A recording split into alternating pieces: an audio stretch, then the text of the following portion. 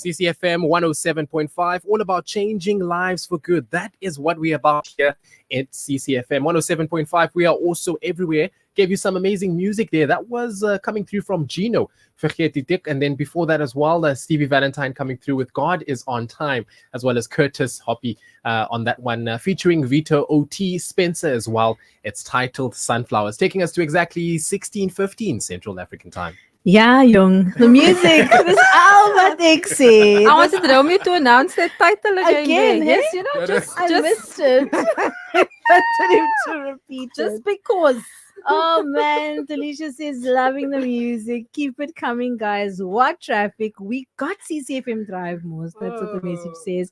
Oh man, it's talk time with Tina, and of course we have Tina Cupido joining us in studio, but she's not alone. We've got the whole team here. Check us out on Facebook as well as YouTube. We are live at this very moment.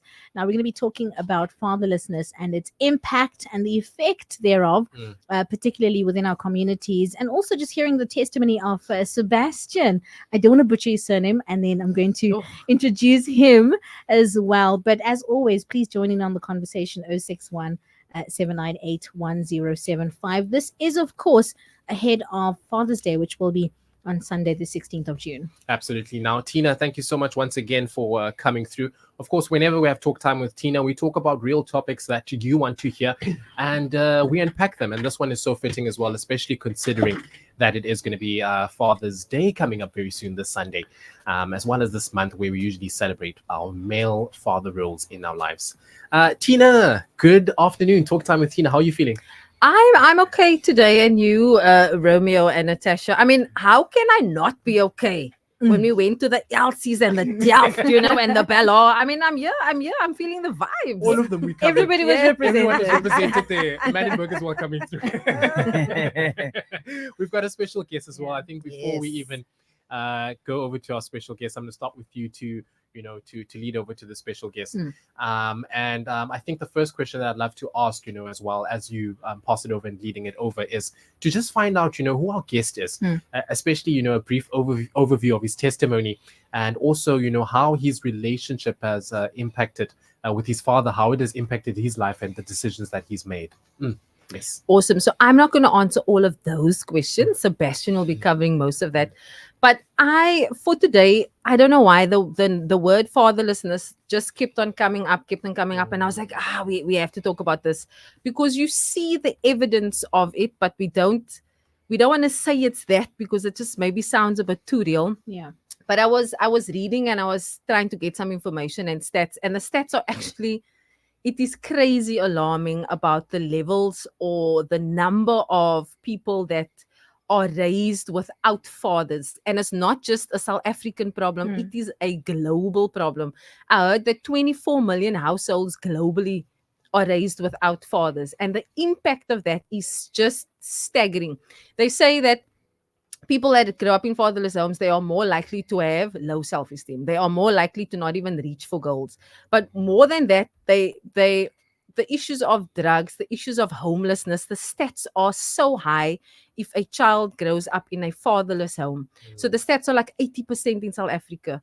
If you look at the kids that are out there doing, the wrong things, if you trace it back, it comes from no father. Yeah. And then I listened to this guy's TED Talk, and I thought the way that he described the different types of fathers was really nice. So I wanted to mention that, and then I will hand over to Sebastian about I've now heard Sebastian's testimony a good couple of times, but every single time I hear it, I'm like, and it's a happy ending. So I like that we get to that part, but it is someone's life that they lived, and we get to now enjoy the fruits of that. But the different types of fathers is the first one he says, like the Disney dad. That dad is at all the soccer games. That dad is missing the Man United soccer game because he must bake cupcakes with his daughter. That is that Disney dad, right? Then he says there's a dad called the hollow dad. So this dad is in the house, but he's not emotionally present or available in any way. Then he said this, then there's the stone cold Steve Austin dad. Now, I don't even give my age away, but that was a a wrestler back in my day. I don't know, Romy, them a bit young in the studio. But the Stone Cold Steve Austin guy, the father he's the guy that is quick to grab the beer. He's the guy that is quick to break you down. He's the guy that's going to emotionally and physically abuse you. The peekaboo dad is the one that is constantly in and out of your life. So you wonder, is he going to show up today? He said he's coming, and then you sit and you wait, and then he doesn't pitch. The hide and seek dad is you like, Dad, Mom, where's Dad? Why is he not here? The invisible dad, we know what that one is. He's just nowhere to be found. Then we also got the angel dad. So that is if you unfortunately lost your father. We have those types of dad.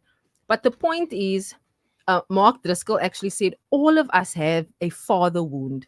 The depth of that father wound is determined by the type of father that we had. Now, we're not out here bashing dads. The thing that I want to bring to our understanding today is that we all come from a home that had some level of brokenness. Nothing is perfect because we are raised by imperfect parents. So if you are sitting today with that wound and you are still holding on to it and you are still festering that wound, it actually affects you and your future. So Sebastian is here today to speak about his testimony and how he grew up. And I'm so happy to see his father with us here in studio. It's very easy for me to cry. So ek sal sommer nou gou huil, but it is beautiful because I've heard his story, and to see his dad here just makes my heart very, very happy. Oh man. Yeah. Well, on that note, Mr. Sebastian, hello. Hi, good afternoon. Yeah, how are you feeling? Yes, I'm good, and I'm excited to come here because, yes, just to say the message on radio, and I think this is my second visit here. So to come back and to release a message of hope, and also to say that where God has taken us from and where we now, we can only see the hand of God in our lives and through our lives. So yes, I was actually excited to come because I told my dad, you must come with me. Oh man. Because this message need to impact people's lives, So yes, this is where I am now. And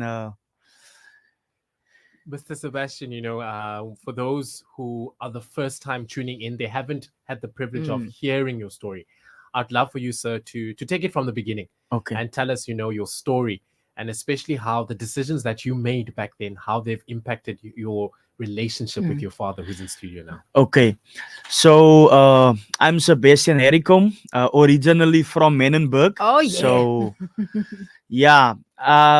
at the age of 7 to 8 years old, my dad went to prison, and then my mother had to raise us.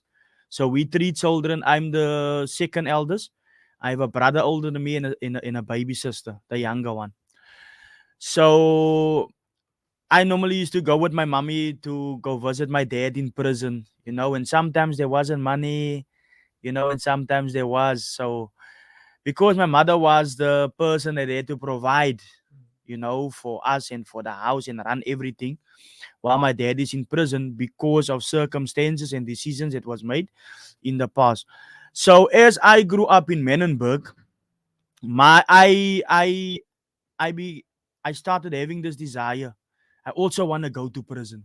Sure. I also want to become a number like my dad.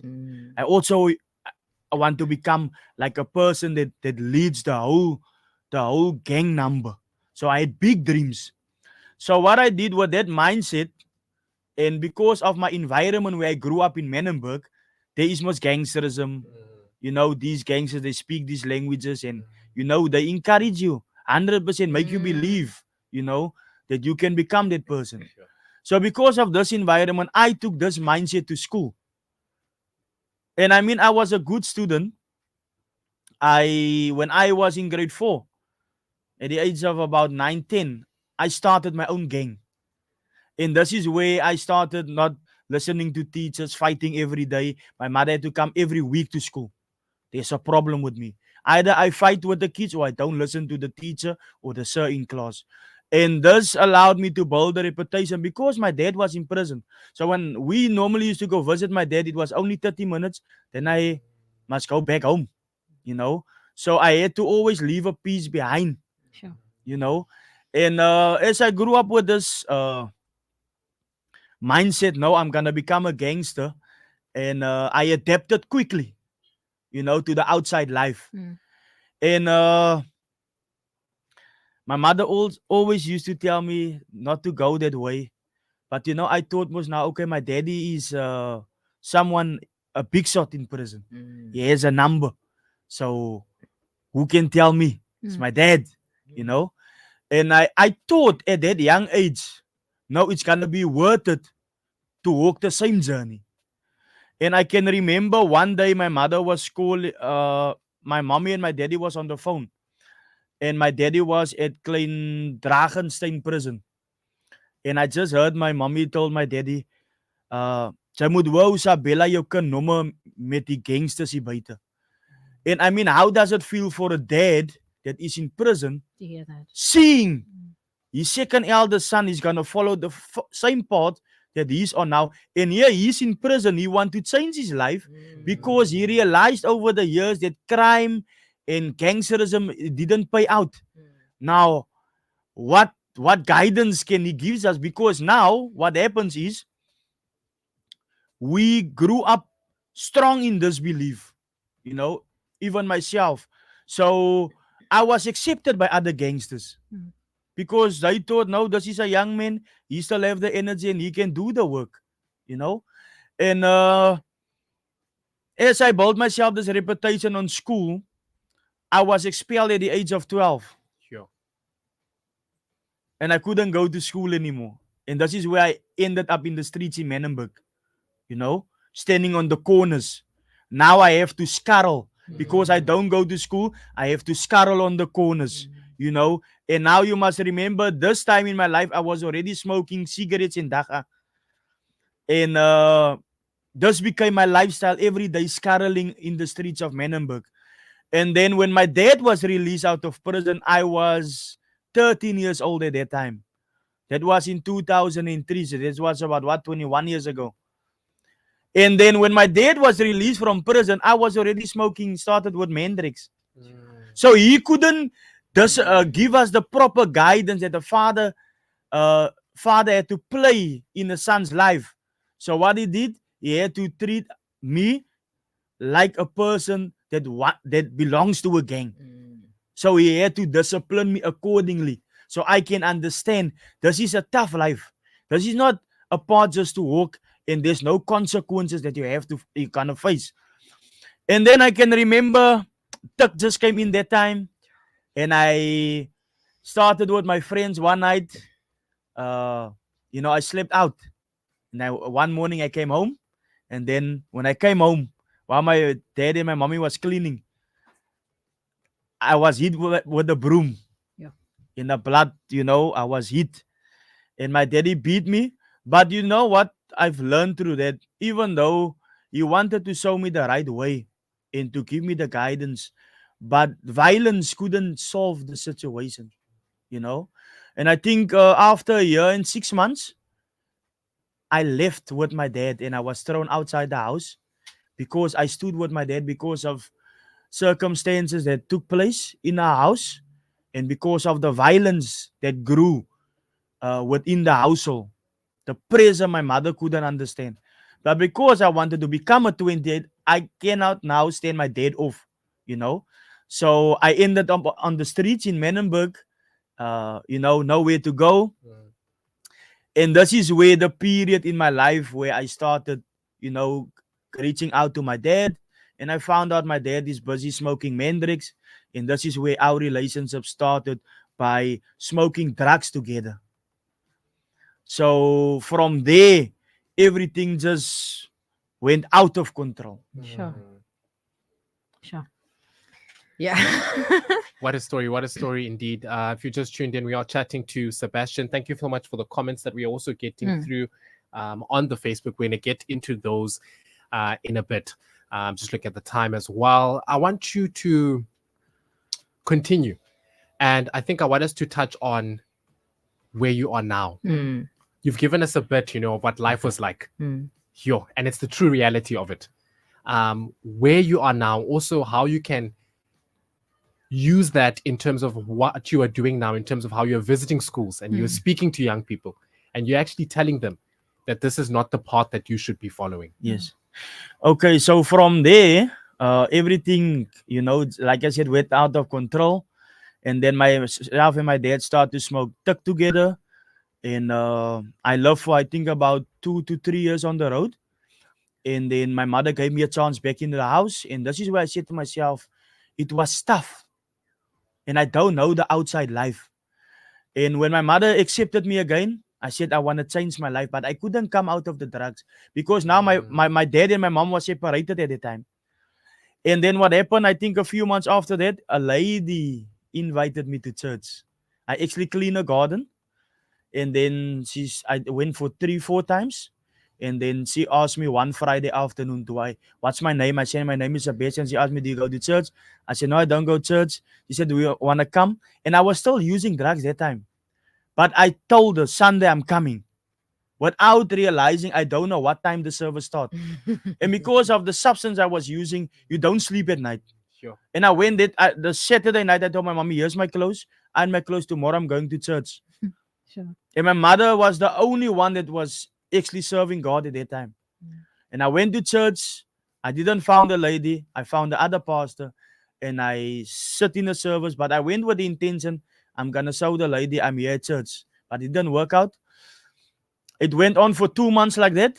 And then I stopped with drugs. Wow. Took me about 2.5 months. I stopped with drugs. Stopped with hanging out with friends that is gangsters. And I prayed to God. I said, Lord, I gave my heart to you now. You must help me through this. Don't want to stand on the corners anymore. I don't want to do drugs, nothing like that anymore because it was tough for me. Now I want you to come through for me. And then there was a brother that attended the same church with me. He offered there's a job for me. And then I started working there for a few weeks, and then they made me permanent. Then I started helping my mother in the house. And then about 2 years after that, I met my dad one day in town. And then I walked up to my dad. I said, this is my dad. And I stopped by him and I greet him. He was surprised to see me. And then we had a chat. And then I was on my way. He told me he was living in Levendale that time. And I was on my way back from town to Menenberg. And I got a message to tell him he must come back home, because anything can happen to him. Then the second week, I met him again in Cape Town. But I didn't give him the message because there was someone that he knows from prison that was with him. He's a friend of him. And the third week I went and I told my dad that Saturday, Daddy, come home. Anything can happen to you. Then we don't know. So come home to us. And my dad came home this Sunday. And I was so busy washing the windows. And my mother told me, here's your dad. Like, I want nothing to do with him. And then my dad came in, he lunched with us. He stayed that whole week by us. The next week, he went with me to church. Wow. With me and my mother. Wow. And then the following week, he went with us to church. The fourth week, I just saw here my daddy's at the altar call. He gave his heart to God at the age of 50. Sure. And then, so our relationships start to, God actually reunite us together, in this period of our lives. And then the Lord restored the marriage as well. Wow. And then I was invited from a teacher that organized a visit for me when my dad was in Dragenstein. So she became a principal and she spoke to my mommy about me. How am I doing? My mommy said, no, Sebastian, he didn't hear no. And she said, no, let Sebastian come to my school in Q-Town. At Etlon North, let him come speak to the children there. And this is where I got the opportunity. And I had to take my leave that time to go to the school. And I shared my story, and what I identified there, that school, was really shocking because now I could relate. A same boy at the age of 6 to 8 years old, his dad is also in prison. Sure. And a girl's dad was shot dead in front of her in the blocker in Q-Town. And then there was a boy who was busy with Dacha on school. And my heart really went out for him. I went to visit him at his home, and then I discovered it's not just he that have a substance problem. His sister also have a sister. And then I heard, we talking about fatherless. Then I heard the mother is in work. The elder brother is going to work this afternoon shift. but I don't hear there's a dad. Mm. And then I went to his house and I speak to him. I tell him, man, you still have a future. I Yeah. didn't make it in school. I want you to make something of your life. And this is where the whole Hope Project started. Besides us just donating school shoes, we going out, me and my dad, sharing our story, Oh. telling kids not to make the same mistakes we made. Yeah. I mean, if I always say to kids, if I knew 21 years ago without matric in today's life, there's no proper job for you, then I would not have gone or wanted to show friends I can impress them. Then I would have gone for my education and make something of my life. But yet still, God has given us a second chance Yes. to turn our lives around. And in Him, God has brought us until this far. Yeah. And I believe, like yesterday, we just went to donate about 20 pairs of school shoes in Kraaifontein. Wow. And when I came there, I saw a boy of 9 years old. His shoes is wide open. And here's winter season. Mm. So my encouragement to the community, or the message to the community, why can't we help our own kids? Why can't we give back to our own schools? And this is kids that still have opportunity to go further in life. Absolutely. And this is my heart and our passion that we are, that is driving us every day now. Wow. Sebastian, we've Sure. got a couple of messages, but for the sake of time, I just want to ask you, for people that want you to reach out, whether it's their church, their schools, can they reach out to you? And what is Yes, the most process? definitely. Okay, so I'm 8 years full time now. So I work full time now on this project with my dad. Yeah. So people who want to hear our testimony, they can contact us for church services. Like now, Saturday, I'm going to Mamasbury. A guy from TikTok messaged me 2 weeks ago. Wow. Brother, there's an outreach program. I hear you work in schools. Please come. We're willing to pick you up or even to pay for your transportation. So, and then schools, we open for schools everywhere. Because over the 12 years that we work with schools, we started in Menenberg, then we reached out to Atlantis 4 or 5 years after that. Then we went to Uitzig. Then COVID came in. And COVID stopped us a bit. And then when COVID subsided, we restarted. But I had the opportunity to go with my wife to different schools because she donates sanitary towels. So that's where I started going to Mitchell's Plain, Biable South, in different areas. So we are expanding at this moment, and God is giving us just favor to work with more communities and more schools. So And must they get you on social media, or They can or contact me. WhatsApp I number? think they can contact me directly. Okay. Then we can make appointment. Okay. And what's that number to contact you directly? My phone number is Mhm. 071 098 6787. Perfect. That is my phone number. Must I re-announce it? Yes, please. So my phone number for WhatsApp also is 071 098 6787. Perfect. Fantastic. Thank you so much, Mr. Sebastian. Beautiful messages coming through. Thank you to everyone that is sending through their messages. We are running out of time, but thank you for your story and thank you for sharing your testimony. I can tell you now, people are saying they're inspired. Tams on October in particular, I think you know who that That's is. so the wifey. She is listening and she says, shout out to my husband. But thank you so much for your story and just being the voice of change. Amen. Amen. Thank you. That's Mr. Sebastian, of course, and Talk Time with Tina. Thank you, Mrs. Cupido. Anytime. And shout out to the Shout out dad. to Daddy. Oh my goodness. Daddy Shout is out to here. Uncle Ralph in the house. Recording. You can, of course, check out our social media pages to catch the conversation again, should you want to listen to it. We have a quick ad or two, and then we are back chatting to Alderman JP Smith, of course, about the recent mass shootings. So much more right here on the CCF